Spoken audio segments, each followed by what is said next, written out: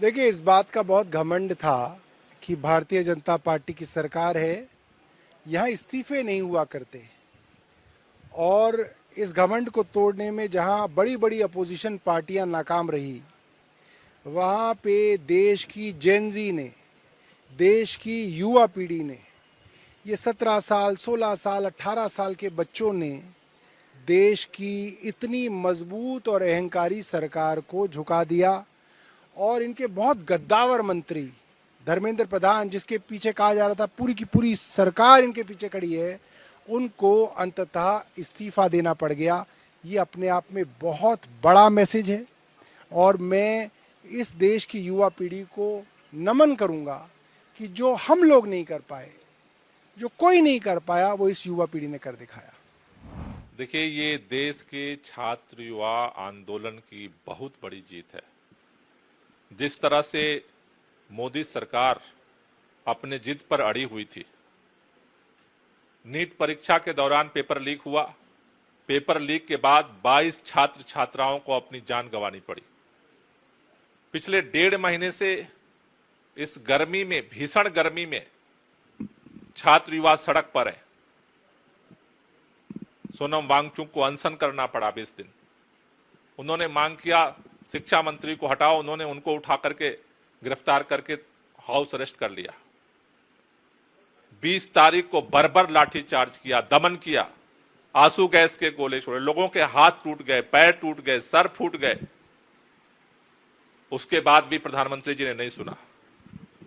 अब जब पूरा आंदोलन देशव्यापी बन गया है, आज मोदी सरकार के अहंकार को झुकना पड़ा है और देश के छात्र नौजवानों की ये जीत हुई है।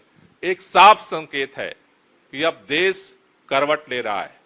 जिस तरह से पिछले 12 सालों में तानाशाही करके हर आवाज को कुचलने की कोशिश की गई, हर आवाज को अनसुनी की गई, मोदी सरकार सोचती थी कि हम उसी तरह से इस आंदोलन को भी कुचल देंगे। हर षड्यंत्र किया, लेकिन देश के छात्र युवाओं ने उस षड्यंत्र को फेल किया और अंततोगत्वा मोदी सरकार को झुकना पड़ा है। ये बहुत बड़ी जीत है, देश के लोकतंत्र की जीत है, देश के संविधान की जीत है, जंतर मंतर की जीत है, देश के युवाओं की जीत है। मेरी प्रतिक्रिया इस पे यह है कि धर्मेंद्र प्रधान जी ने अपना इस्तीफा भेज नहीं दिया है। देश के बच्चों ने, देश के छात्रों ने धर्मेंद्र प्रधान जी से इस्तीफा ले लिया है। भेजना या मोदी जी का इस्तीफा लेना तो उस वक्त कहा जाता जब नीट का पेपर घोटाला हुआ और 22 बच्चों ने सुसाइड कर लिया। उसी वक्त मोदी जी एक जिम्मेदार प्रधानमंत्री होने के नाते अपने शिक्षा मंत्री से इस्तीफा लेते, या धर्मेंद्र प्रधान जी इस्तीफा देते या भेजते। आज तो देश के बच्चों ने, देश की जेनजी ने प्रधानमंत्री को, अहंकारी प्रधानमंत्री को मजबूर किया है कि वो अपने भ्रष्टाचारी शिक्षा मंत्री को उसके पद से हटाएं, उससे इस्तीफा लें। पेपर लीक को लेकर पूरा ये आंदोलन शुरू हुआ, जेनजी का आपने जिक्र भी किया, क्योंकि आप स्टेट के भी शिक्षा मंत्री हैं, तो कैसे इस पूरे जो इस आंदोलन को देखते हैं, आपने कहा सफल हुआ है ये आंदोलन? देश में एक बहुत बड़े पैमाने पर शिक्षा क्रांति की जरूरत है। पेपर लीक घोटाले से मुक्ति, पेपर लीक माफिया से मुक्ति उसका पहला कदम था, जिसको इस देश के जेनजीज ने 4 कदम आगे उठा के, लाठी खा के, अहंकार को झेल के, बारिश में, उमस में आंदोलन करके जीता है। ये पहली जंग जीती है, लेकिन शिक्षा सुधार का आंदोलन इससे जन्म लेगा। मैं समझता हूं कि आज से 5-10 साल बाद जब भारत में बड़े बड़े शिक्षा क्रांति के काम हो रहे होंगे, बड़े बड़े एजुकेशन रिफॉर्म हो रहे होंगे, सारी दुनिया से आगे भारत निकल रहा होगा 10 साल में एजुकेशन में, उस वक्त इस आंदोलन को एक नींव के पत्थर के रूप में देखा जाएगा। जो उन्होंने लेटर लिखा था रिजिग्नेशन में, उसमें उन्होंने ये जिक्र किया कि उन्होंने अपने कर्तव्यों से कभी मुंह नहीं मोड़ा और तमाम बातें भी। नीट का पेपर ईमानदारी से कराना धर्मेंद्र प्रधान जी की जिम्मेदारी थी।